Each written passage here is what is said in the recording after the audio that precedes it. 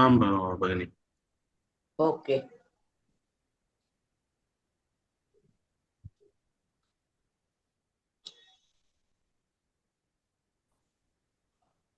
कोई सीखना है? हम्म?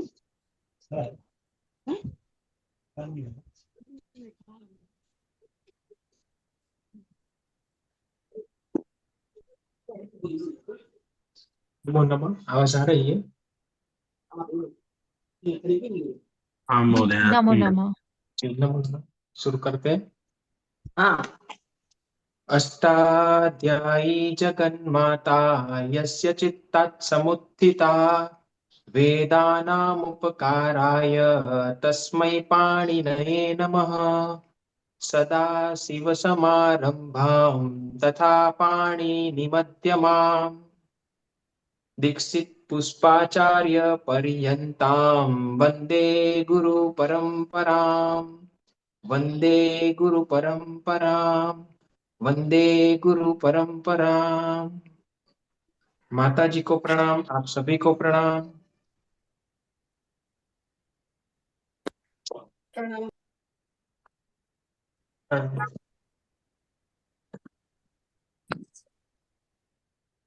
तो अभी तक हमने जो समझा था उसमें हमने जाना कि अ, जो जो भी पूरे वर्णमाला। वाक्य।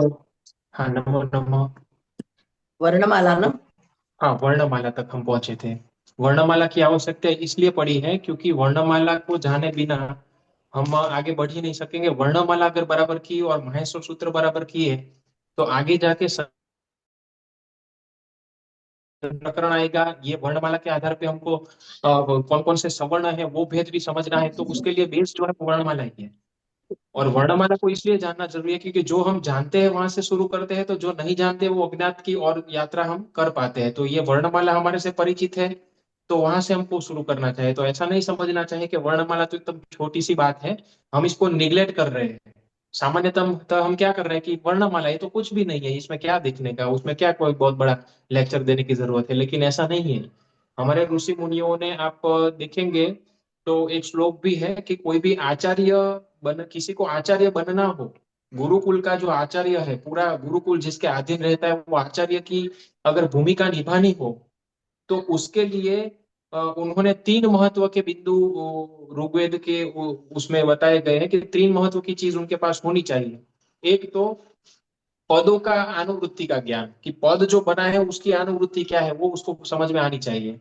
दूसरा, कि वर्ण व्यवस्था जो वर्णमाला जो बनाई गई है उसका पद का क्रम तो पता चल गया है, लेकिन वर्णों का भी क्रम क्या है वो भी उसको पता होना चाहिए कि वर्ण इस क्रम से बैठे हैं।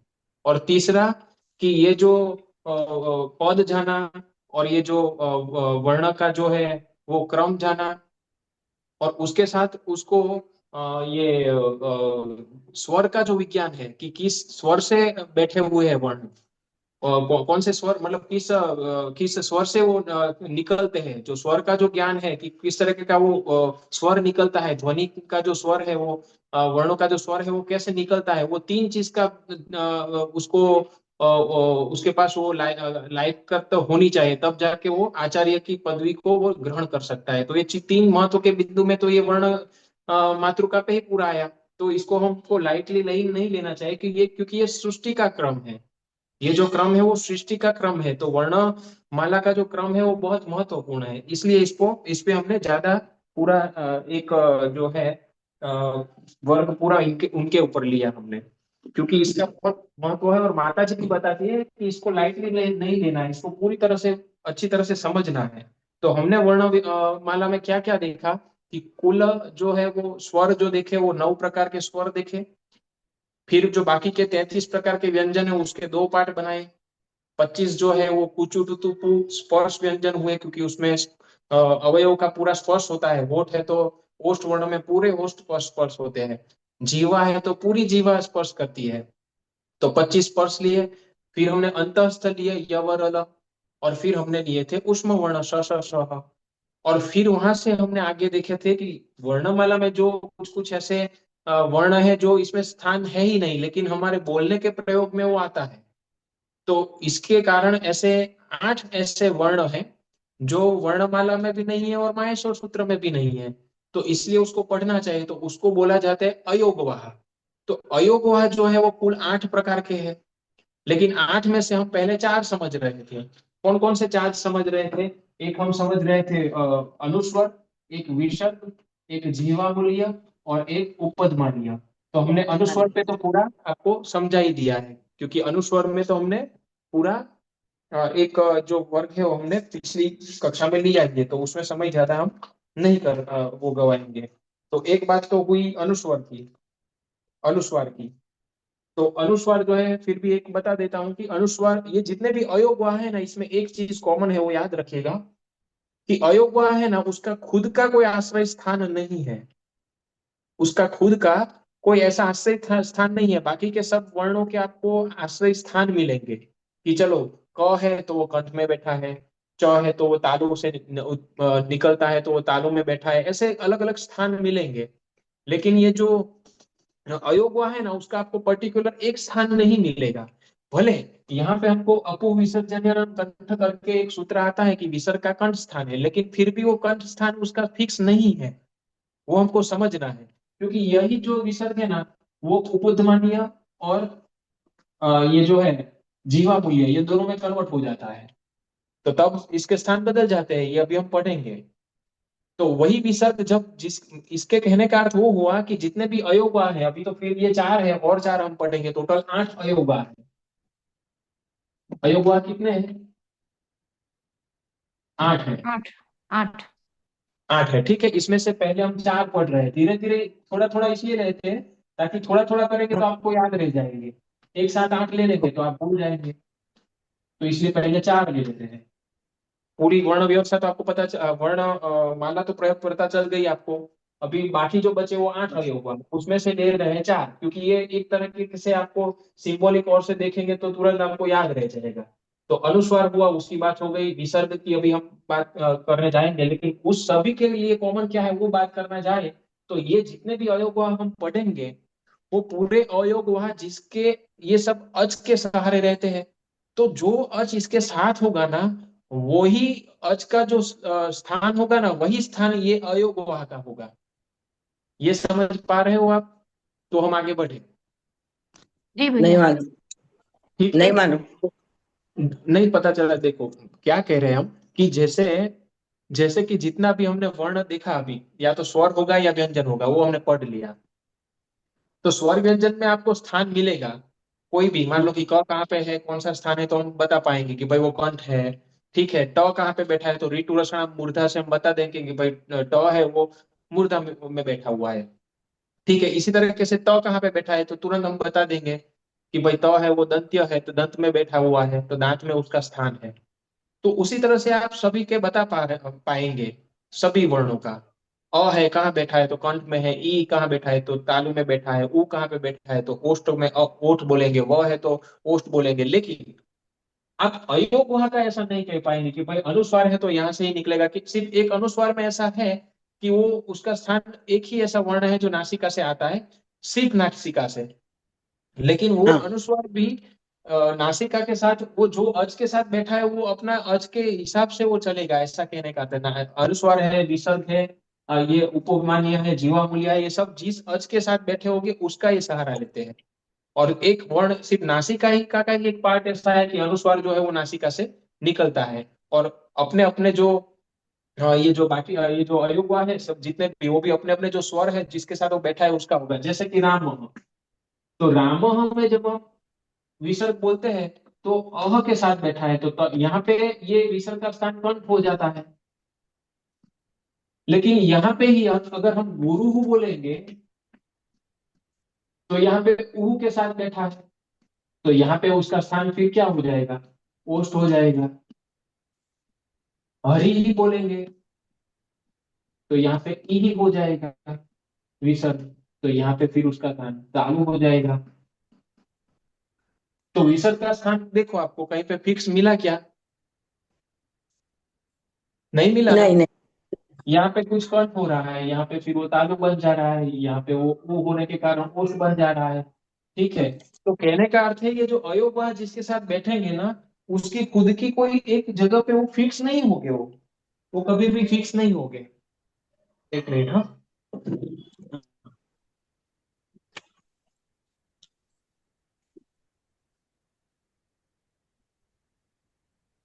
तो अभी हम अयोगुआ पढ़ रहे हैं। तो अयोगुआ में हम विसर्ग ले रहे हैं। ठीक है, तो विसर्ग में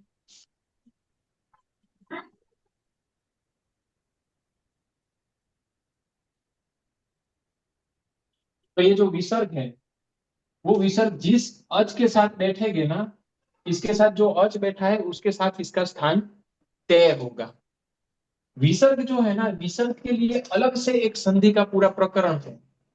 जिस तरीके से हल संधि होती है, जिस तरीके से अच संधि होती है, उसी तरह से विसर्ग की पूरी एक अलग संधि का विषय पूरा एक अलग है। क्यों? क्योंकि जब जो अच के साथ नेटवर्क। वो बैठा हुआ है, ठीक है, मान लो कि नमः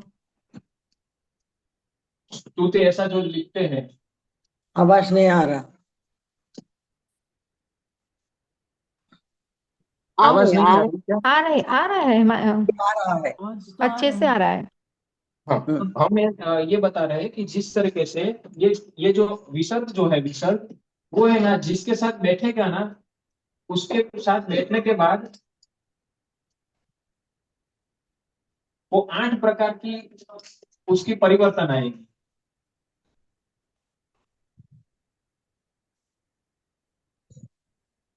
वो विसर्ग जिसके साथ बैठा होगा ना, उसके साथ 8 प्रकार का वो परिवर्तन आएगा। कई बार विसर्ग जो है वो जीवा मूल्य बन जाएगा, कई बार वो जो है उपदमानीय बन जाएगा, कई कई बार वो जो विसर्ग है वो स बन जाएगा, कई बार जो है श बन जाएगा, श बन जाएगा। ठीक है, कई बार इसका लोप हो जाएगा। ठीक है, कई बार विसर्ग ही रहेगा। ठीक है, कई बार ओ हो जाएगा, विसर्ग रहेगा, कई बार ओ हो जाएगा।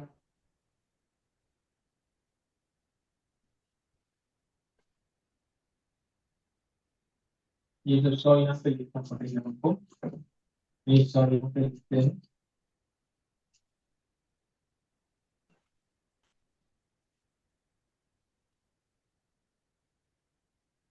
कई बार लोप हो जाएगा। ठीक है, कई बार वो विसर्ग का विसर्ग ही रहेगा, या कई बार ओ हो जाता है।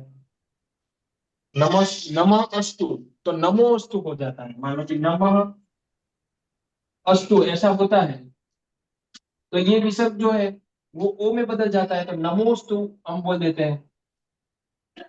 तो वो बाद का विषय है। कहने का अर्थ आपको अभी वो विसर्ग की संधि भी आपको बताई जाएगी। कुल मिला के ये जो विसर्ग है वो अलग अलग रूप धारण करता है। ठीक है, वो डिपेंड करता है कि वहां पे कौन कौन से वर्ण सामने आ रहे हैं। ठीक है, दो अ आता है तो फिर वो अवग्रह बनते हुए पररूप हो जाता है, वो सब अलग अलग आएगा, तब हम समझेंगे। तो कई बार जो है वो श बन जाता है, कई बार वो मूर्धन्य सकार, कई बार दंत्य सकार, वैसा बनते हुए वो विसर्ग जो है वो इतनी प्रक्रिया से अलग अलग गुजरता है। तो विसर्ग जो है उसकी बात करें तो वो इसका एक स्थान फिक्स नहीं है, वो जिसके साथ बैठता है वहां पे वो स्थान ग्रहण करता है। तो अभी हम ऐसा कहें कि विसर्ग कब तक कंठ में बैठेगा, इसका जो सूत्र है, अकुह विसर्जन्या नाम कंठ, विसर्ग का स्थान कंठ है, वो फिक्स है बराबर। मतलब एक एक सूत्र में वो बताया है कि उसका स्थान कंठ है। तो वैसे तो सामान्यतः उसका स्थान कंठ है, ऐसा बता रहा है सूत्र। लेकिन कंठ कब तक है? कंठ तब तक है जब तक उसको कोई धक्का मुक्की करके वहां से निकाले नहीं, तब तक है। कोई वहां पे धक्का मुक्की होगी तो फिर के नहीं बैठता हुआ वो फिसल जाएगा। तो ऐसा कब होता है कि विसर्ग वहां से फिसल जाता है? तो वो हम देखते हैं अभी।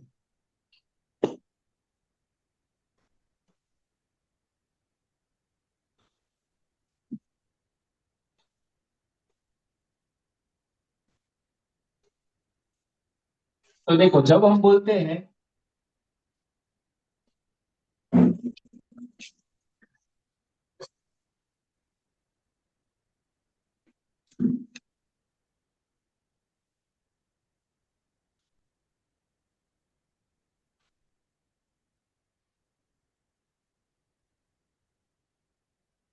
हिलती। देखो, दिखाई दे रहा है बराबर। हाँ हाँ, दिखाई दे रहा। हाँ, अच्छी तरह देखो, से दिखाई दे रहा। हाँ, तो देखो जब भी हम बोलेंगे बालक क्रीडति, पीछे जब यहाँ पे क और ख हो गए, यहाँ पे जब क और ख हो गए, विसर्ग से, विसर्ग के बाद, बराबर है, विसर्ग है, उसके बाद क और ख है,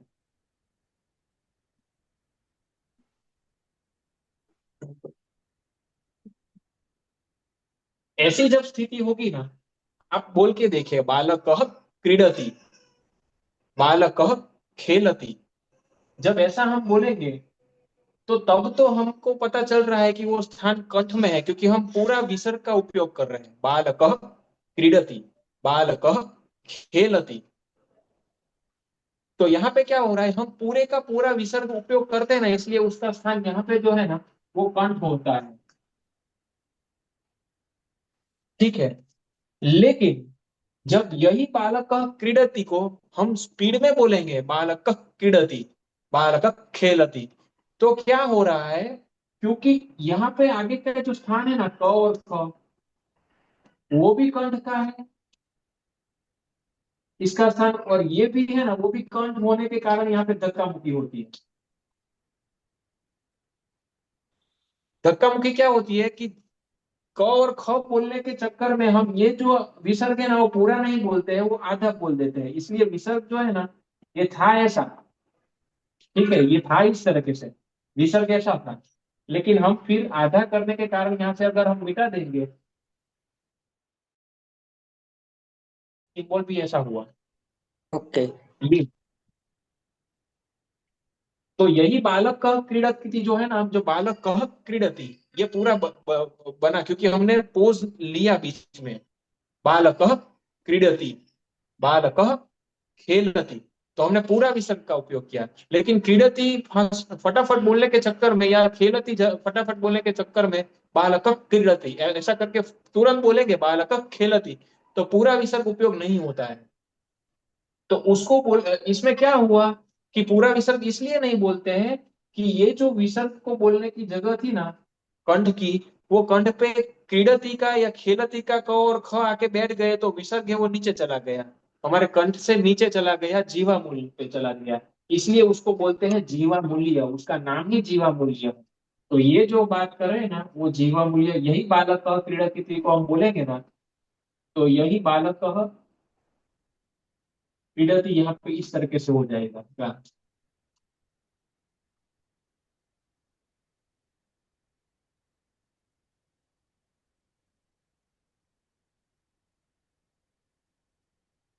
तो यहाँ पे पूरा विसर्ग यहाँ पे गले के नीचे चला गया, एक हमारा होता है ऊर छाती, एक होता है यहाँ पे जीवा मूल्य, इसके ऊपर होता है कंठ।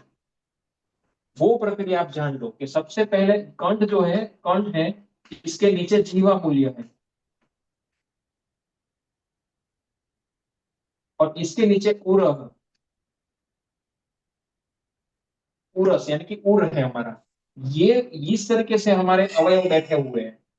तो जैसे ही बालक का क्रीडति पूरा बोलते हैं तो यहाँ पे कंठ में दोनों बराबर उपयोग हो रहे हैं, लेकिन जैसे स्पीड में बोले कि बालक क्रीडति, तो जो विसर्ग था ना वो नीचे चला जाता है, ये अवयव पे चला जाता है, इसीलिए वो जीवा मूल्य जीव के नीचे के मूल के पार्ट में आ जाता है, तो तब वो विसर्ग ऐसा हो जाता है। तो बालक क्रीडति, बालक खेलति, ऐसा हम बोलते हैं। यहाँ तक किसी को कोई प्रश्न अभी समझ में आ रहा है? नहीं नहीं। हाँ हाँ किसी हाँ। का प्रश्न?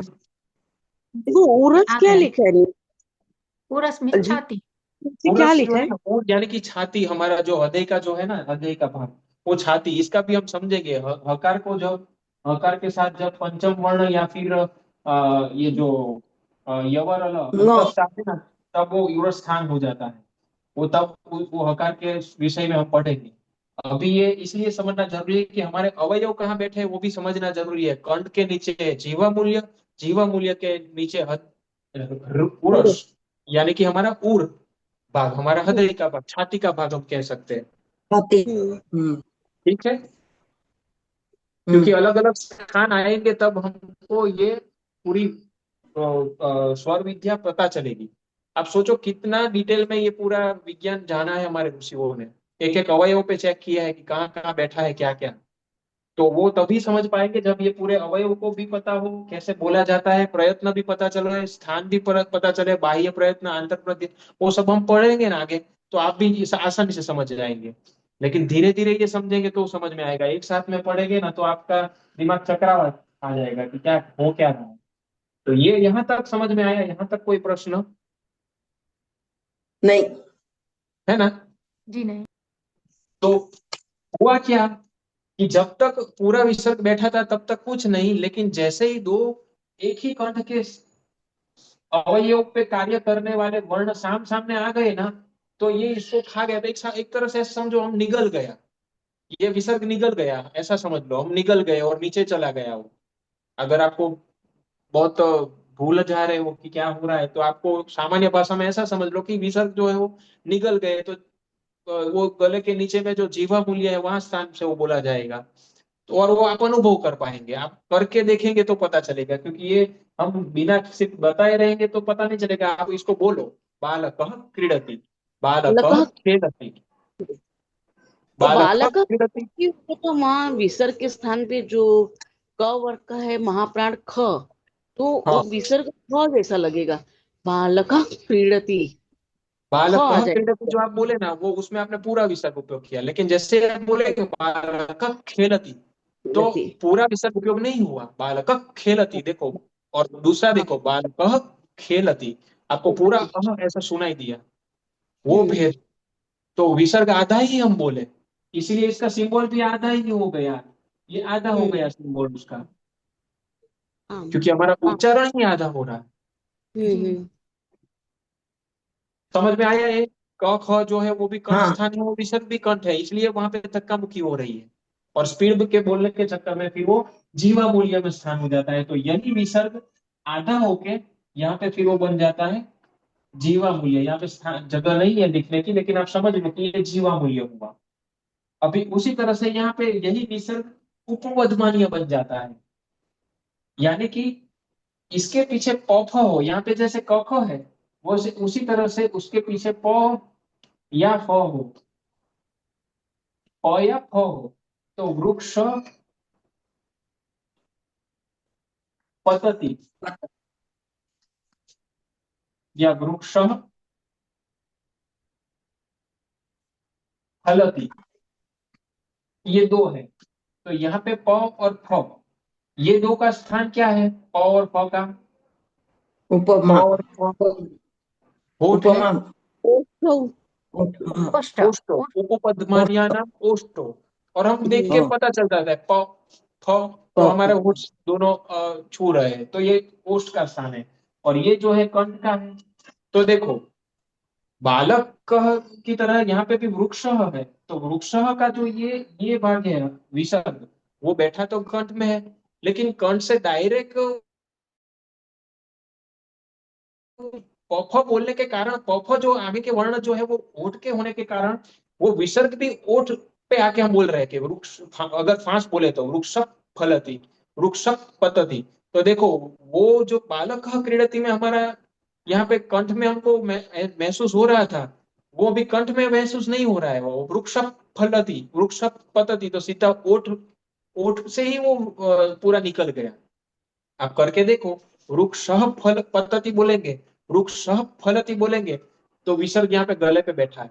लेकिन वृक्ष पतति, वृक्ष फलति ऐसा बोलने जाएंगे तो तुरंत प और फ के चक्कर में वो सीधा उछल के सीधा होठ पे आके वो विसर्ग बैठ जाता है। तो इसीलिए इनको बोला जाता है उपपद्मानीय नाम ओष्ठो। तो उपपद्मानीय नाम का जो विसर्ग है वो ये है, यहाँ पे भी आधा ही विसर्ग का उच्चारण होने के कारण उसका भी सिंबल इस तरीके से रिप्रेजेंट किया जा रहा है। तो यही उसका भेद है। ये समझ में आया? हाँ। ठीक है।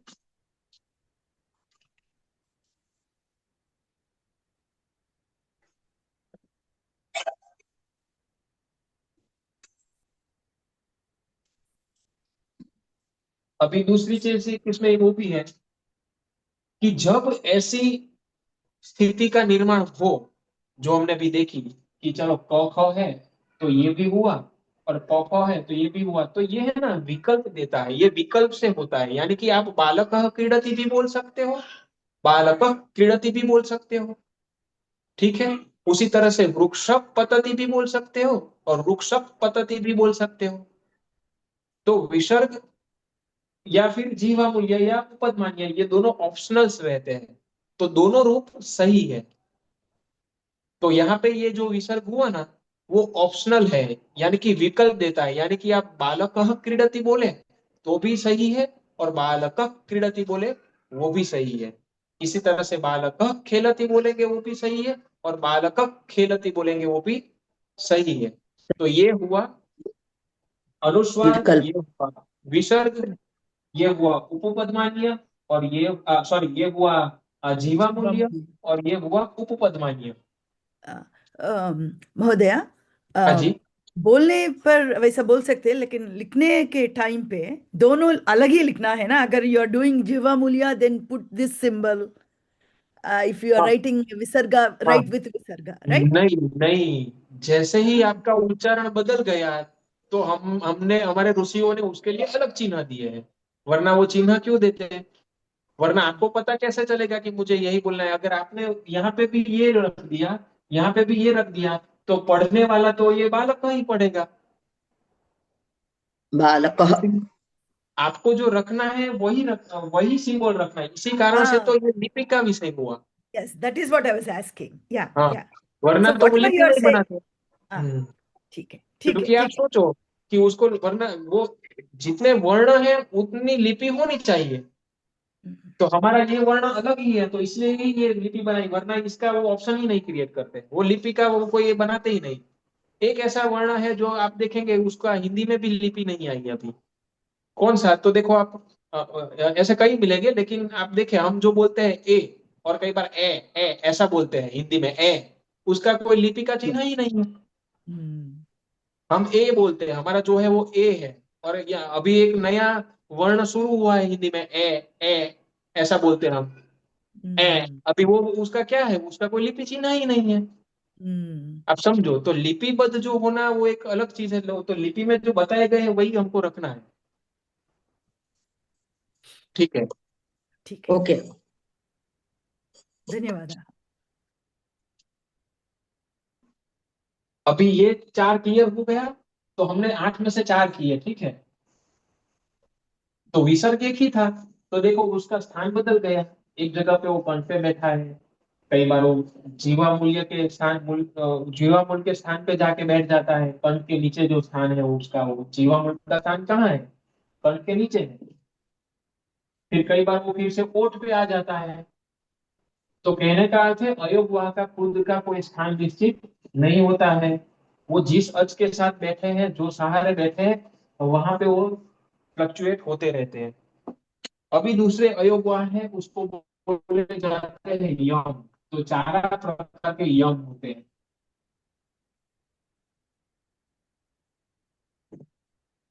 यम, यम क्या है? तो यम है कुम, कुम, गुम, घुम। ये ना अनुनासिक क बोलते हैं इसको। अनुनासिक जो है ना, हाँ हाँ हाँ। अनुनासिक अनन क, और अनुनासिक ख, अनुनासिक ग और अनुनासिक ख, ये 4 को अयोग्य बोला जाता है। अभी आपको लगेगा कि ये क्या है नया विषय ये। तो ये जो है ना, ऐसी स्थिति निर्माण होती है कि जब वर्ग के, मैं यहाँ पे बताता हूँ आपको, पहले ये समझ लो कि कुल मिला के कुम कुम गुम भू क्या है। तो अनुनासिक क, अनुनासिक ख, अनुनासिक ग और अनुनासिक घ है। तो ये स्थिति कब निर्माण होती है वो हम देखते हैं। ये वेद में प्रयुक्त होते हैं, लोक में नहीं होते हैं। ये वेद में इनका उपयोग होता है। तो इसी कारण इसको भी हम ध्यान लेते हैं, क्योंकि जिसकी एप्लीकेशन है वो वर्णमाला में है या माहेश्वर सूत्र में है कि नहीं, वो वहां पे नहीं होते हैं, तो ही उसको अलग से हमको समझना चाहिए। इसलिए ये 8 अवयव को आपको अलग से समझाया जाता है वर्णमाला के अलावा। तो देखो क, ख, ग, घ, और फिर यहाँ पे तो हमारे जो है वही जो है हाँ, हाँ, हाँ, हाँ,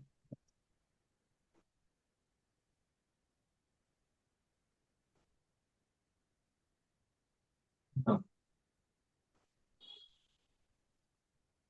तो देखो इसमें क्या होता है कि ये जो है वर्ग के पहले हैं, ये दूसरे हैं, ये तीसरे हैं, ये चौथे हैं और पांचवे हैं। तो जब ये पांचवा जो होता है उसके साथ अगर ये मान लो कि पहले ये जो है पूछू टू पू के क च ट त प प ये नहीं क च आता, ट प वर्ग नहीं आता। हाँ पावर आएगा। हाँ रह गया। हाँ आएगा। जी धन्यवाद माता जी।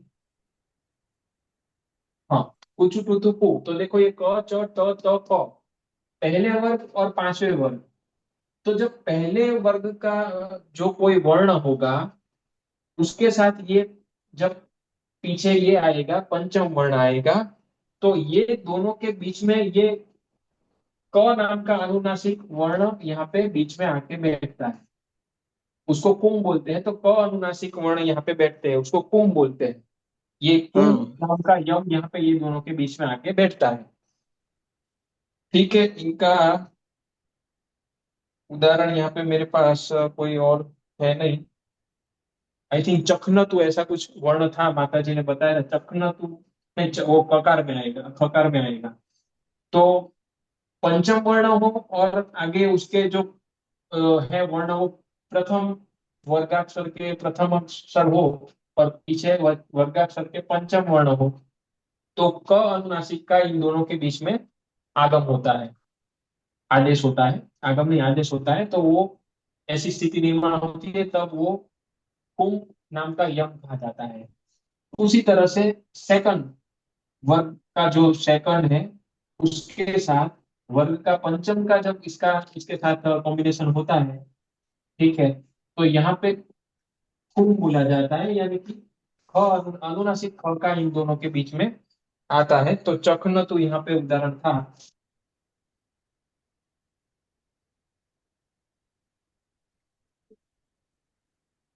तो यहाँ पे जो न है वो अनुनासिक है पंचम वर्ण और ख है वो वर्ग का द्वितीय अक्षर है। तो यहाँ पे वो जो है वो अनुनासिक का वो यहाँ पे आगम होता है।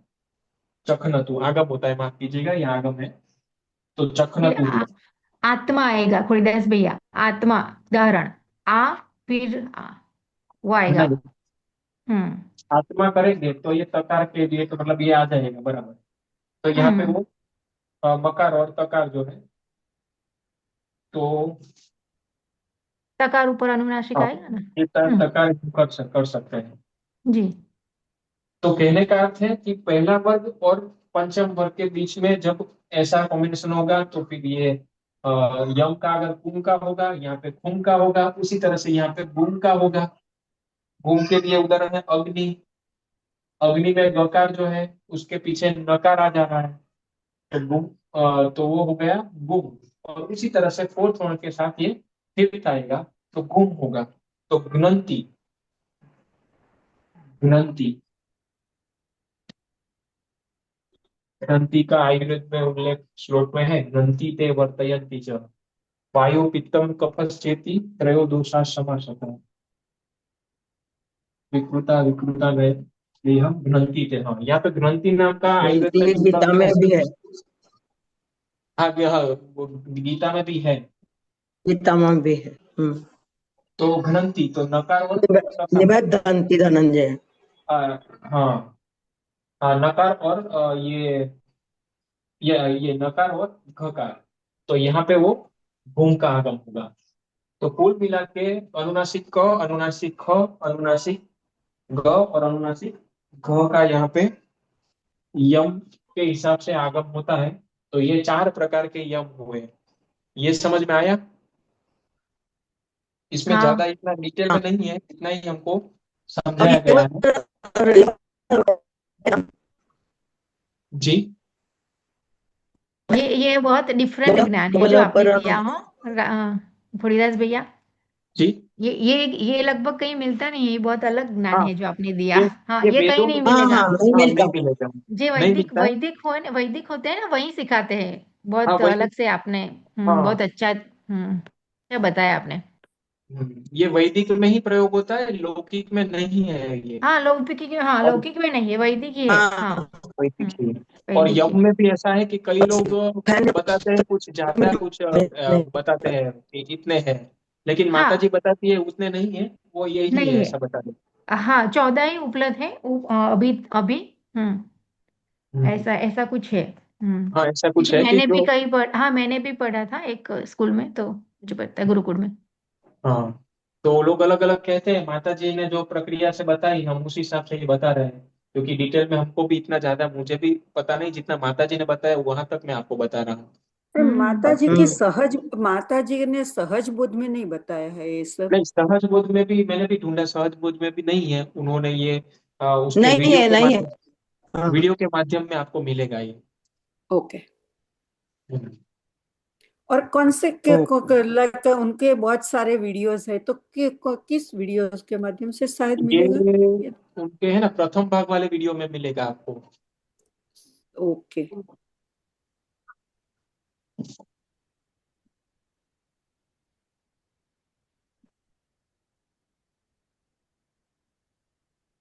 तो कुल मिला के आठों आठों योग आ गए, अनुस्वार आ गया, विसर्ग आ गया, उपपद मान्य आ गया, जीवा मूल्य आ गया, कुंग खुंग भूंग भूंग आ गया। ठीक है, ये पूरे अयोग आ गए। अभी और एक आपको देखने को मिलेगा, ऐसा सिंबल मिलेगा आपको जब हाँ पढ़ने जाएंगे ना, तब आपको ऐसा मिलेगा। अग्नि मीणे हम बोलते हैं ना, अग्नि मीणे पुरोहितम यज्ञस्य देव मृत्युजम हाँ होतारम, तब ये जो है ना अग्नि मीणे जो बोला जाता है, तो अग्नि मीणे ऐसा आपको वहां पे पहला श्लोक ऋग्वेद का ऐसा मिलेगा आपको। तो ये क्या है, ये किसी को पता है ये क्या बोला था, ये क्यों है, ये क्या है, और कब ऐसा निर्माण होता है? इस अनंत के लिए है। अनंत तो अचल, वो तो इनफाइनाइट नहीं, ये उसी अनंत के लिए है, वो बात सही है आपकी ये। मगर शास्त्रोक्त पद्धति से संस्कृत की बात, अगर टर्मिनोलॉजी की बात करें, तो ये ऐसा निर्माण कब होता है? ला ला बोलना है तो ला हाँ कई अड़ कई अड़ थोड़े थोड़े ठीक है। ला ला हाँ बोलना तो है तो कई हाँ जगह तेलुगु पे ड़ लैंग्वेज बोलते हैं। तेलुगु तेलुगु हाँ लैंग्वेज में तेलुगु लैंग्वेज में रहता है अला ला। है ना। अड़ हाँ अड़ अड़ वो है ना, मराठी में भी मिलेगा आपको ऐसा। मराठी में भी है। और ओके ओके। हाँ, और गुजराती लैंग्वेज में भी ळ मिलेगा आपको, अड़ करके बोलेंगे। ला तो ये जो है ना, ये कब होता है, ये भी जो है ना, ये इसको दुष्पुरुष बोला जाता है। हाँ रुष रुष इसको है ना, रुष कृष।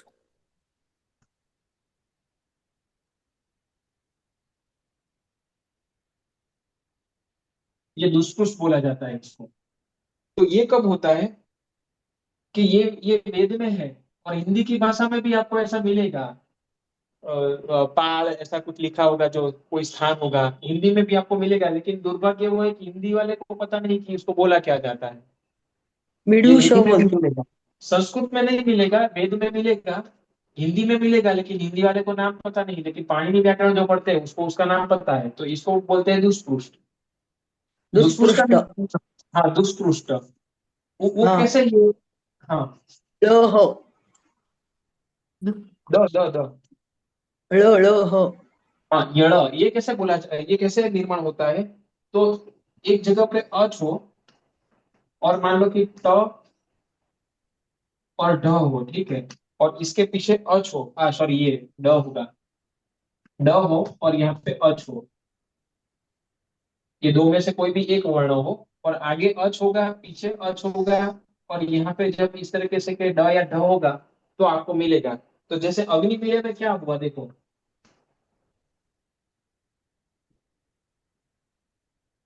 अग्निमीळे पुरोहितम तो यज्ञस्य अग्नि देव जो है मृत्यु। ईड़े से है ना, इसका अगर अनुवृत्ति करेंगे, इसका पद विच्छेद करेंगे, तो अग्नि हुआ, ईड़े हुआ। तो देखो यहाँ पे जो है ई है, ड है, और फिर से ए है, तो यहाँ पे अच है, यहाँ पे अच है, और बीच में ड है, बीच में ड है। तो फिर ये जो है ना वो पूरी एड़े में एड़े बोले जाता है, अग्निमेळे, अग्निमेळे, ऐसा उच्चारण इनका होता है।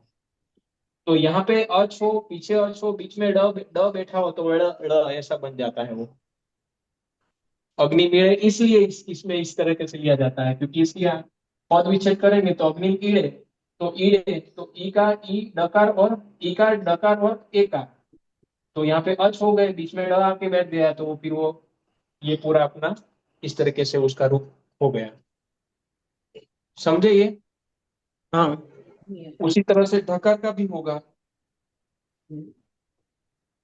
मुझे एक बार फिर ये ळ का बताइए ना, क्या लिखा है? अग्निमणे ऊपर। मिळे अग्निमीळे, मिळे मीळे मिळे मीळे मिळे बोलने का इसको, अग्निमीळे। अग्निमिळे है, अच्छा अच्छा, अग्निमिळे। हाँ, अग्निमीळे, उसका जो पहला ही ऋग्वेद का जो सूत्र है वो मतलब श्लोक है वो, सूक्त है वो, अग्निमीळे पुरोहितम यज्ञस्य देव मृत्युजम होतारम रत्न धातम, उसमें ये पूरा आता है। ठीक है, तो उसी तरह से आप ऋग्वेद में ढकार का है भी ना? समझो। ऋग्वेद में है। आग्नेय महोदय, जी हेलो, हाँ वो एक जी, बार रिपीट करते हैं, वो अग्निमिळे का वो आग्नम क्या लिखा है नीचे? आग्नम इड़े, अग्निमीळे ईड़े तो है। उसका ये अनुवृत्ति की है ना, जो देखो ऊपर ऊपर वाला, हाँ ये कर वाला। देता, ठीक से कर देता हूँ। कुल मिला के ऐसा है, अग्नि, हाँ ऐसा श्लोक आपको मिलेगा। तो हाँ ये कैसे बना वो हम जान रहे हैं, तो इसका अगर हम पद विच्छेद करेंगे तो हुआ अग्नि हाँ, और ईड़े है। अच्छा, अग्निमिळे। तो ये जो ये पाठ के कारण हमने ये ईड़े अलग किया, इसकी फिर हाँ अनुवृत्ति कर दिए तो ई, ठीक है, डकार है हम्म, और इकार है, हाँ तो ये हुआ अच, ये हुआ अच, और बीच में बैठा डकार। तो ऐसी हाँ जब स्थिति होती है दो अच के बीच में जब डकार आता है, तब ये इस तरीके से वो बदल जाता है उसकी, अच्छा इसलिए ये यहाँ पे ऐसा है। अच्छा, इसको मिलाएंगे तो अग्निमीळे हो जाएगा, फिर अग्निमीळे हो गया, इस तरीके से वो आया है। तो कुल मिला के हम ये समझ रहे थे कि ये कब बनता है, तो जब अच होता है, दो अच होते हैं, उसके बीच में जब डकार की स्थिति आए या फिर ढकार की स्थिति आए, तब ऐसा होता है। तो ये डकार वाला हमने यहाँ पे एग्जांपल दिया है, कहने का अर्थ वो है। ठीक है, हम्म, तो ये है, कई बार आपको ऐसा हिंदी में आपको ऐसा मिलेगा, कहीं यहाँ पे ऐसा लिखा होता है ऐसा, तो ये क्या है? तो ये वही है कि हम बोलते हैं ना कि तुरंत हम अकार को बीच में नहीं लाते हुए तुरंत बोलते हैं खिड़की, ऐसा बोल देते हैं खिड़की, तो वहां पे हाँ। ये डॉट हिंदी में लगाया जाता है कि तुरंत हम बोल देते हैं खिड़की। ठीक है, पढ़ा, पढ़ा लिखा इंसान है, हम बोलते हैं ना पढ़ा लिखा, हम्म, तो तब वो निज- आकार इतना फैलता नहीं है वो, तो तब ऐसे आपको ऐसे चिन्ह हिंदी में मिलेंगे। हम्म, ठीक है, हिंदी में बहुत जगह पर है ढो हाँ ढो। वो हिंदी में मिलेगा आपको ऐसा। हम्म। अभी और एक चीज रह गई, और कुछ सिंबल आपको क्या क्या, और मैक्सिमम क्या शास्त्र में मिल सकता है, तो और एक सिंबल बच गया, ये वाला। इसको बोला जाता है दंड। ठीक है, जब एक दंड हो तो हमारा एक वाक्य खत्म होगा तब एक दंड होगा, और पूरा पैराग्राफ खत्म होगा तो दो दंड हो गए। बराबर? तो अभी कोई उत्तर मेरा बोलना आपके हिसाब से कोई बाकी रहा हो तो आप बताइए। यवल यवल पर में अनुनासिक रहता है ना, वो हाँ किस में आता है? हाँ, ये जब रहता है ना ये अनुनासिक, हाँ। फिर ऐसे भी मिलेंगे आपको। हाँ, ये कब होता है? यवलो ये यवलो। अनुनासिक है, कि ये नाक के साथ हम जब उच्चारण करते हैं हाँ अनुनासिक, हाँ नाक के साथ, हाँ तब ये हाँ। सब बोला जाता है। तो ये कब आएगा, ये अब अभी अभी आगे जाके पढ़ेंगे, वर्ण सवर्ण वर्ण जहां जहां पे होगे ना, तो य में हाँ मिलेगा, फिर र में आपको नहीं मिलेगा ऐसा, यो बोलो, क्योंकि हाँ, क्योंकि उसका सवर्ण नहीं होता है नासिक वाला, तो य में मिलेगा आपको। फिर हाँ, उस तरीके से आप देखेंगे ना। बोलो पर हाँ विभा है। हाँ, वो में भी उसमें आपको मिलेगा। उसमें उसमें वहां कंफ्यूजन का कोई कब होता है, जब ससजुसो रूहु अप्लाई करते हैं तब हाँ, रूहु के ऊपर यदि वो अनुस्वर वाला रूहु न लिखा होता तो हम उपदेश जनुनासिक इत से इस उ एक संज्ञा की नहीं करते। इत संज्ञा नहीं करते, लेकिन वो तो है वहां, लेकिन कोई कोई जगह पर लिखा हुआ नहीं मिलता है, कोई जगह पर लिखा हुआ मिलता है। Why it's happen? हाँ, लेकिन आपको सूत्र पता है कि ससा जुसो रुहु है, तो फिर वो आप ऋतुओं के हिसाब से कर ही देंगे ना। कई जगह पे नहीं लिखा तो वो लिखने वाले की गलती वो हो सकती है, लेकिन आपको वो पता चल ही जाएगा कि जब शास्त्रों में संस्कृत सीखेंगे तो वो सिंबल रखेंगे, क्योंकि उसको पता है कि इसके आधार पे ही प्रक्रिया चलने वाली है।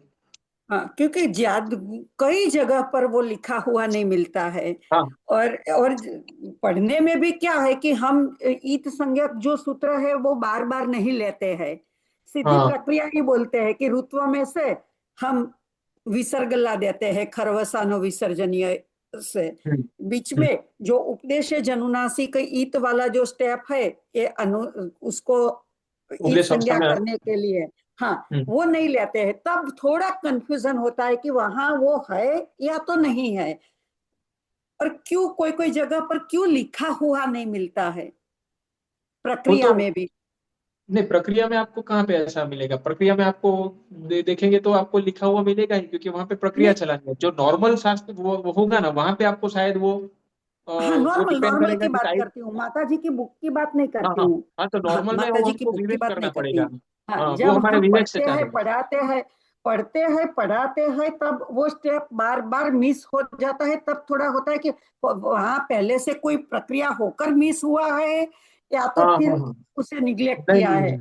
हाँ, हाँ। वो डिपेंड है, वो वहां पे हमको अभ्यास से पता चलेगा। वो हमको हम्म, वो वहां पे हमारा विवेक करवाना पड़ेगा, क्योंकि टाइप करने वाले को तो कई बार वो मिस्टेक हुई होगी तो हमको पता नहीं चलेगा वो। तो वो हम्म, हमारी हमारी जो प्रैक्टिस होगी उनसे पता चलेगा कि ये कौन सा है। वही विषय वो अभ्यास से होता है, फिर वहां पे कोई अलग ओके, से वैसा कोई हम नहीं कह सकते कि वो अभ्यास से होगा फिर। सही बात है। तो देखिए, ऐसा आपको है ना, ह में नहीं मिलेगा, क्योंकि ह का कोई सवर्ण नहीं है। आपको र में भी नहीं मिलेगा ऐसा। लेकिन आपको ऐसा है ना, कहाँ कहाँ पे मिलेगा? व में मिलेगा, य में मिलेगा, ये व में मिलेगा आपको ऐसा। तो व य एक प्रकार के बीज मंत्र भी है ये वाले। ठीक है, तो ये क्योंकि इसका सवर्ण नहीं है, तो इसका सवर्ण यकार तो है ही, और नासिका से के साथ भी यकार बोलेंगे तब जाके ये सिंबल आएगा वो।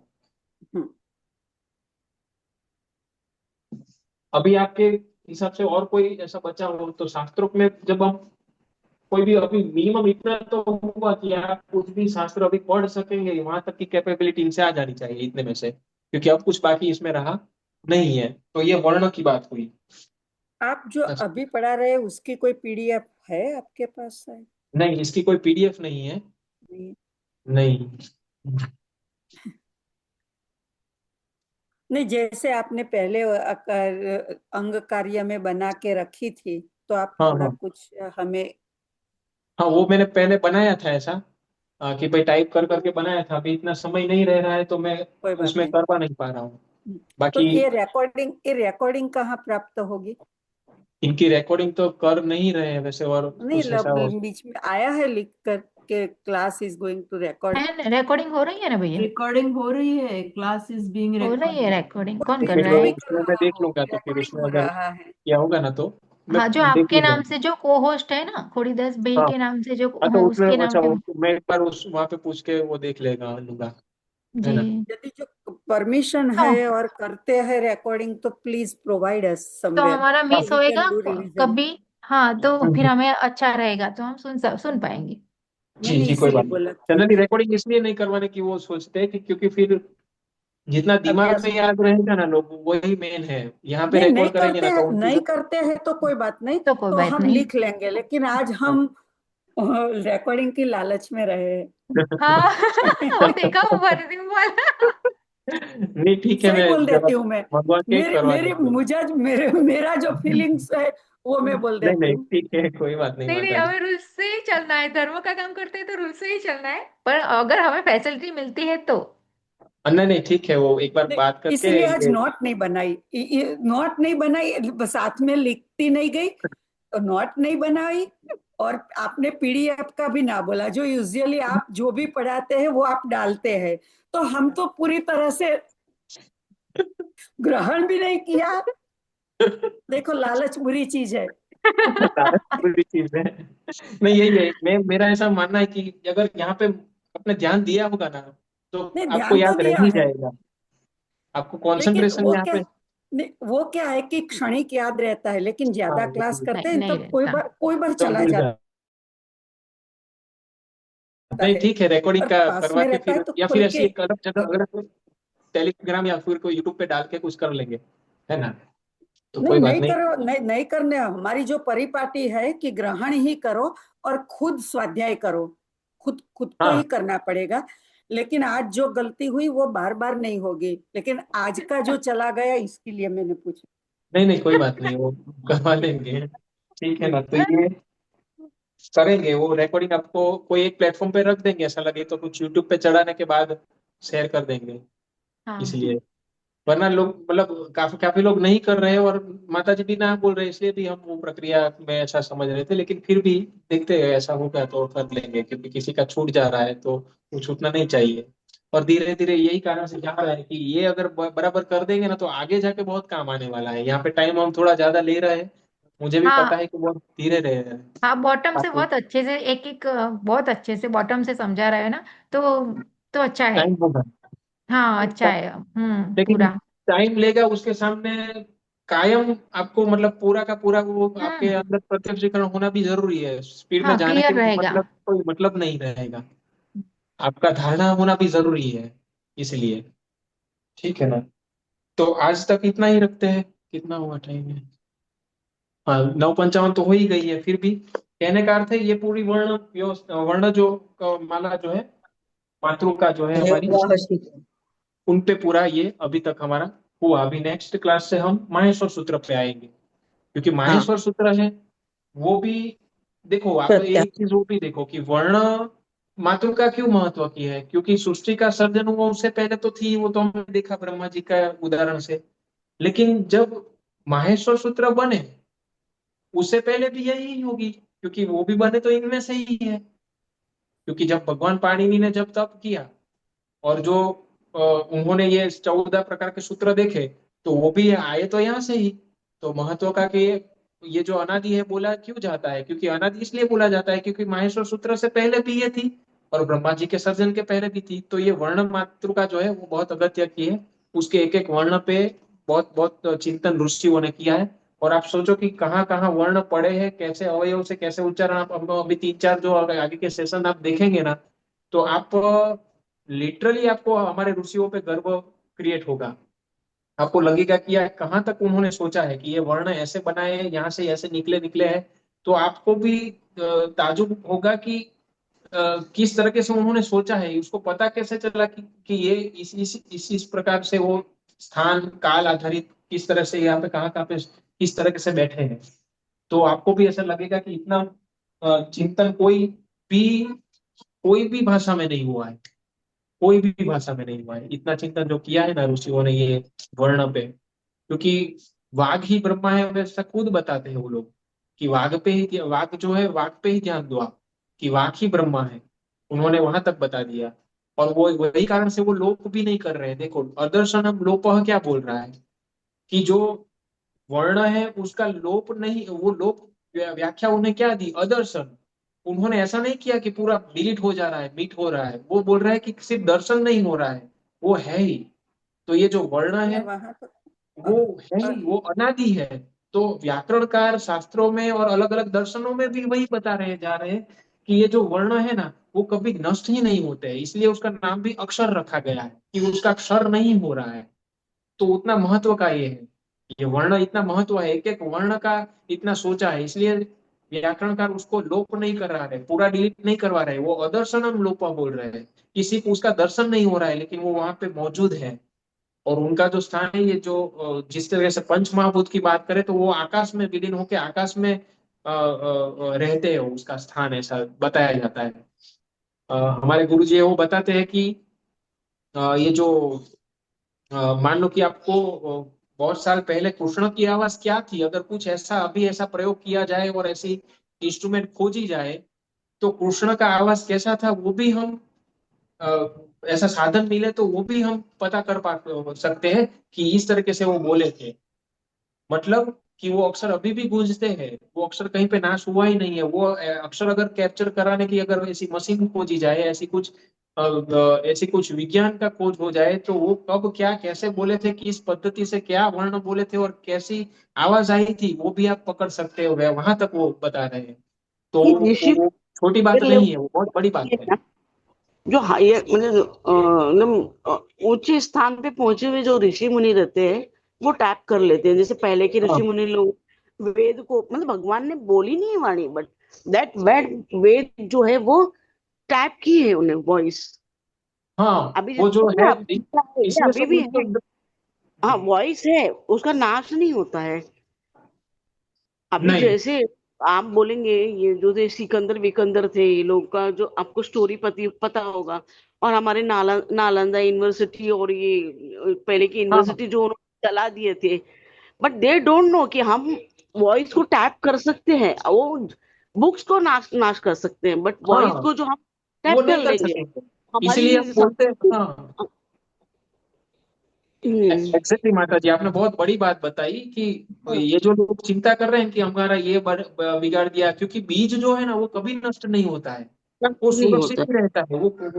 वो लोग किताब कितनी भी जला देंगे उन्होंने जला लेकिन के सोचा आपको। कि इनकी पूरे हमको ये नष्ट कर दिए, बट उन्होंने नष्ट नहीं किया। वो हम वो जो स्वर बोलते हैं ना, वो आकाश की वॉइस है। वो वॉइस हाँ हम जैसे बोल रहे हैं ना, कृष्ण की आवाज हम महाभारत पूरा अभी भी सुन सकते हैं, जो सुनना चाहते हैं टैप कर सकते हैं इसको।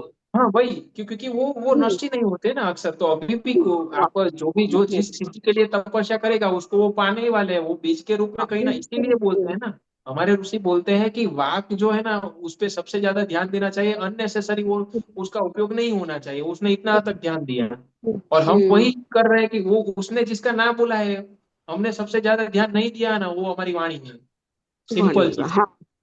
हमने जिस पे ध्यान नहीं दिया ना वो हमारी ये वाणी है। और सिर्फ सबसे ज्यादा जिसने ध्यान रखने के लिए बोला था ऋषियों ने, वो ये वाणी यही है। अब ये जो अक्षर बोल रहे हैं, जो हमारे सनातन धर्म के जो क ख, इससे मंत्र जो निर्माण हुए संस्कृत के, इसके ऊपर कितना शोध चल रहा है। गायत्री मंत्र, महामृत्युंजय मंत्र बॉडी पे अलग अलग अलग ये असर करते हैं, मतलब आघात करते हैं हर अवयव पे। हाँ अलग, क्योंकि वो वाइब्रेशन से मैटर करता है। देखो वो जो वर्ण है ना, इसीलिए अंदर बताया गया है कि स्वर विज्ञान क्यों महत्व बताया, कि वही हाँ, स्वर को अगर आपने स्वरित है, उदात है या अनुदात है, उसमें अगर भेद कर दिया तो वो अर्थ, वहां पे भी अर्थ बदल रहा है। देखो सिर्फ लिखने से नहीं, सिर्फ आपने स्वर हाँ, भेद कर दिया, स्वरित का उदात कर दिया हाँ, तो अर्थ बदल जाता है। आपने देखो प्रैक्टिकल उदाहरण बताऊं आपको, आप देखेगा कि कई बार आप जो श्लोक बोलते होगे ना, आपको अर्थ पता नहीं होगा। आप कोई कोई सूक्त बोलते होगे, कोई श्लोक बोलते होगे, आपको याद है श्लोक, तो आपको बहुत आनंद आता है। आपको उसका अर्थ पता ही नहीं है फिर भी आनंद आ रहा है भाई। क्यों ऐसा? क्योंकि जो संस्कृत का जो अर्थ वो वर्ण में रखा गया है, जो श्लोक आप उच्चारण कर रहे हैं उसका जो अर्थ है ना, वो अपने आप को प्रकट कर रहे हैं। जैसे जैसे आप बोलते हो, आपको भले पता ना हो कि इसका अर्थ क्या है, लेकिन वो प्रकट वही कर रहा है जो उसका अर्थ है। तो आपको तो उसका अर्थ भी पता नहीं, तो आपको आनंद आ कहाँ रहा है, कहाँ से आ रहा है फिर? जैसे आपको तो य उसका अर्थ पता नहीं, आपको सिर्फ अनुनासिक, श्लोक याद है। अनुनासिक जो अभी चंद्र बिंदु बताया, ये पूरे चक्र का अक्षर है, य व य, पूरे चक्रों का। और हाँ, आजकल चक्र में ये 7 चक्र में अलग अलग जगह पे वो बीज मंत्र बैठे हुए हैं। लव है वो नीचे मूलाधार में गणेश जी के साथ बैठा है, तो उसी तरह नेचुरोपैथी से वो। यूज करते हैं वो लोग, ये बोलो इसे बीमारी ठीक होती है, ये ठीक हाँ, होती है। उसके वाइब्रेशंस करते हैं तो वो चक्र पे वो इम्पैक्ट आता है। चक्र का एक पूरा अलग विषय है। अच्छा चक्र है जो है वो। मूलाधार से लेके हमारे जो जितने भी लोग अभी जीते हैं ना, वो आपको जानना हो कि ये आदमी कौन से चक्र पे जी रहा है, तो बहुत सिंपल। जो बहुत मान लो कि जो मूलाधार चक्र पे जो जो आदमी जीता होगा ना, वो सिर्फ और सिर्फ उसकी लाइफ जो नीचे के रिलेटेड जो भोगवादी होगी ना, हाँ, खाना वही पीना और सेक्स उसके संबंध ही वो सोचेगा, आगे नहीं सोचेगा। उसके ऊपर का स्वादिष्टान। जो तत्व है, तो मतलब ऊपर नीचे के जो तीन जो चक्र है ना, वो भौतिकता का वो प्रतीक है। वो सिर्फ खाने पीने, वो आप खाने में ही हम्म उसका रुचि रहेगा। हम्म खाना पीना जलसा करना, कोई और ऐसी विद्या सीखने का नहीं, संस्कृत नहीं सीखने का, ऐसी कोई विद्या भी है उसके रिलेटेड उसकी कोई इच्छा ही नहीं होगी। वो उसका चक्र नीचे का होगा। बार हम्म बार आप देखेंगे ना, तो उसको आनंद सिर्फ खाने में, पैसा कमाने में और जलसा करने में, और आपकी बात समझ भी नहीं पाएगा। आप बताएंगे ना कि हम संस्कृत सीख रहे हैं ऐसा कर, उसमें उसका ध्यान नहीं रहेगा। हृदय नहीं रहे चक्र हम। पे आएगा ना, तब वो खिलेगा। वो हम्म उसका हृदय चक्र वाले का वो विशालता बढ़ जाती है। दूसरे का हम्म दुख उसको खुद का लगने लगता है। तो नीचे से ऊपर तक उठता उठता वो चक्र के हिसाब से भी पलता चल जाता है। एक ही चक्र पे हजारों लाखों जन्म हमारे चले जाते हैं, चले एक ही जाते हैं। चक्र में। ऐसा हम्म करता करता आदमी ऊपर आता है। तो वो चक्र का अलग विषय है। स्वादिष्टान चक्र पर लगा होगा तो क्या होगा? स्वादिष्टान ये यहाँ पे है। ये हमारा जो नहीं, स्वादिष्टान चक्र पे जो नहीं, वो वो तो करेगा, तो विशुद्ध उसकी है ना, वाणी, वाणी जो ना है, ये वाणी की ताकत विशुद्धि आएगी। है वो जो ना। बोलेगा वो उसका एक अलग प्रभाव होगा।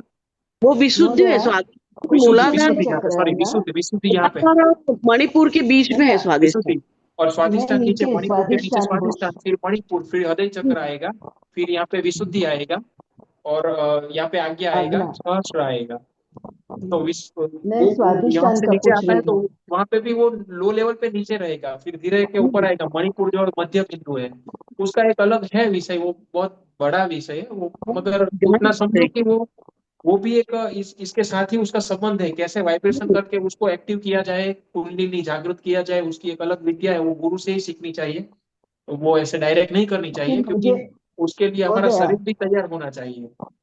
मुझे स्वादिष्टान चक्र में ही मार लगा है। जी। मुझे स्वादिष्टान चक्र में ही मार लगा है, 4 मन के दब गए। अच्छा, स्वादिष्टान चक्र पे आपको मार लगा, और वो हुआ है। और मैं उसमें उठ अलग अलग नहीं ये जो पाती आप हूँ। देखेंगे ना, जो आपने बताया ना, ये पूरा बॉन मेरो में आप देखेंगे ना, हम्म, तो 33 प्रकार के वो वहां पे हमारे बॉन मेरो में आपने जो बताया ना, वो पॉइंट्स है, हम्म, वो 33 व्यंजन के साथ मैच होते हैं। तो वहां पे कौन सा हम्म, व्यंजन लगा है वो देखना होता है। अब हम्म, बॉन मेरो का पीछे का जो हड़के की जो हड्डियां की जो वो रहती है ना, कौन सा हम्म, L1 है, L2 है, जो भी वो पॉइंट्स है, वो पॉइंट भी आप देखो कि वो भी एग्जैक्टली ये वर्ण के साथ मैच है। वो इतना डीप में जाए तो बहुत कुछ है इसमें आएगा। उतना तक जाए तो एक एक वर्ण के लिए एक एक बॉन मेरो के सामने 33 व्यंजन पड़े हैं। तो वो मुझे भी पता मेरे नहीं था। तो करोड़रज्जु के अहमदाबाद में मंदिर में गए ना, वहां करोड़रज्जु पे वो के पूरा वो चित्र दिखा, तब पता चला कि वो ये वर्ण व्यवस्था, वर्णमाला में जो व्यवस्था रखी गई है वर्ण की, वो हमारे यहाँ से लेकर नीचे तक के वो। और वो भी मैंने देखा कि वो जो बैठे हैं ना क्रम, वो माहेश्वर सूत्र के हिसाब से क्रम बैठे हैं वहां पे। जी। वो मुझे मिलेगा मेरे तो मैं भेजूंगा। वो स्वादिष्टान से ना मेरा 4 पीछे करोड़रज्जु के 4 मन के दब गए। 4 मण के दब गए। और विशुद्धि और के 14 ऊपर बरस से हमको 14 ये जो बरस से मैं उठ नहीं पाती हूँ। तो ये तो हम अभी लोग बैठ से माता जी। विशुद्धि के ऊपर जी। जब हम यह चक्र पे आते हैं, वहां हाँ पर जब आने के बाद हमको पता चलता है गॉड इज वन ओनली। ये जो हाँ। जैनिज्म अलग अलग है ना, ये वहां पे अगर तप करके वहां तक पहुंचे हम लोग, तो हमको पता चलेगा ओनली गॉड इज वन। एक हम्म। ओमकार नाद जो बोलते हैं ना, वो ही सत्य है। नहीं, सही बात है। वो ऊपर हम्म, जाके फिर वो एक एकत्व का ही हाँ, भाव आ तो जाता है। बहुत डिफिकल्ट है, उतना तक पहुंचना मुश्किल है, बहुत तप नहीं साधना लगता है हाँ, अपना। बहुत बहुत लगता है, क्योंकि इसके लिए शरीर तैयार की जाती है। तो हम ऐसा समझते हैं, ऐसा बोल जाते हैं, ऐसा हो जाता नहीं है। क्योंकि कितने जन्म हमारे सिर्फ एक चक्र पे हो जाते हैं। तो तुरंत नहीं होता है, क्योंकि इसलिए तो पहले देखो कि जो आसन प्राणायाम वगैरह करवा रहे हैं, वो उसके पहले शरीर को प्रॉपर करवा रहे हैं। क्योंकि ये एक्टिविटी आपको फ्लो को कंट्रोल करना नहीं आया, तो अंदर वो आप उसको कंट्रोल नहीं कर पाएंगे। इसलिए गुरु की जरूरत यहाँ पे रहती है कि वो उसको कैसे वो फ्लो को मेंटेन किया जाए अंदर। जिनके और इसलिए देखो कि डायरेक्ट उन्होंने समाधि नहीं बताई, डायरेक्ट ध्यान नहीं बताया। वो समझो, ये पहले अस- पहले शरीर को एक हम्म, जगह पे स्थान, एक उस स्थान पे टिके, उस हिसाब से पहले शरीर के लेवल पे कार्य करवाया गया है। यम हम्म, नियम आसन वाला जो पूरी प्रक्रिया साथ में दी गई है, वो भी क्रम हिसाब से दी गई है कि पहले ये करेंगे, फिर नेक्स्ट, फिर प्राणायाम, फिर आगे जाके ध्यान धारणा समाधि का जो स्ट्रक्चर है वो, क्योंकि डायरेक्ट आपने की तो अभी जो करवा रहे लोग कि चलो 7 दिन का ध्यान करो, आपको ये सब, ये ऐसा नहीं होता है। वो ऐसा नहीं होता है कि 7 दिन में आपको ध्यान कर दिया और चलो आपको ये हम करवा देते हैं, ऐसा नहीं होता है वो। वही जो मैंने बहुत कम रेयर से कम 8 डॉक्टर को बताया तो समाधि में बैठ सबने के जो बोला कि ऑपरेशन नहीं कर सकते हैं। जन्म नहीं होता है वापस, वो वापस आते ही नहीं। जैसे अपने बुद्ध थे, महावीर भगवान थे, तो इन्होंने मतलब गोरखनाथ है, मत्स्येंद्र नाथ है, ये सब अपने सहस्त्रार के द्वारा उन्होंने अपने प्राणों को हाँ, छोड़ा है उन्होंने। छोड़ा है, सही बात है। लेकिन मतलब तो कहने का मतलब प्रॉपर गुरु मिले तो सब अच्छी तरह से कर पाते हैं, और हमारे पूर्व जन्म भी उसके साथ में वो ऑटोमेटिक वही गुरु आपको हमको मिलते हैं कि आकर्षण का नियम काम करता है, क्योंकि एक रहते दिन में नहीं होता है। हाँ हम भी अब संस्कृत सीख रहे हैं तो ऐसे ही नहीं है, हमारे कितने जन्म के मतलब आगे के जो है बहुनाम जन्म नाम मिनिमम 3। बहुनाम हमको पता है कि बहुवचन में क्या होता है, मिनिमम 3 होते हैं। तो मिनिमम 3 ईयर हमने इसके पीछे लगाए होंगे, मैक्सिमम तो कितने भी हो सकते हैं। तब जाके ये यहाँ तक हम आकर्षण होते हुए बैठे हैं, क्योंकि हमने कभी ना कभी ये संस्कृत के रिलेटेड हमने कभी ना कभी सोचा था, कार्य किया था, तो आज बैठे हैं। तो कोई भी निमित्त के बिना नहीं हो रहा है ये। अब ये इतने सारे करोड़ में से क्यों इतने ही लोग यहाँ पे पढ़ रहे हैं, तो ऐसे नहीं हो रहा है। ये सबके पीछे ये आकर्षण का नियम काम कर रहा है, तो ऐसा नहीं है कि तुरंत ये सब कुछ हो जाता है। तो वही है। धन्यवाद तो महोदय। पूर्ण करें। धन्यवाद महोदय। बहुत समय ले लिया आप लोग। धन्यवाद, मैंने आपका ले धन्यवाद। लिया समय। चलिए, पूर्ण करते धन्यवाद हैं। नमो पाणिनि। पूर्णमद पूर्णमिदं पूर्णात् सर्वं पूर्णमुदच्यते पूर्णस्य पूर्णमादाय पूर्णमेवावशिष्यते। ओम शांति शांति शांति। माता जी को प्रणाम, आप सभी को प्रणाम। मुझे जिस गुरु ने पढ़ाया वो जानवी दीदी को भी मैं प्रणाम करता हूँ। धन्यवाद। धन्यवाद। नमो प्रणाम पाणिनि। गुरुदास भाई, प्रणाम। प्रणाम। धन्यवाद। धन्यवाद धन्यवाद। धन्यवाद।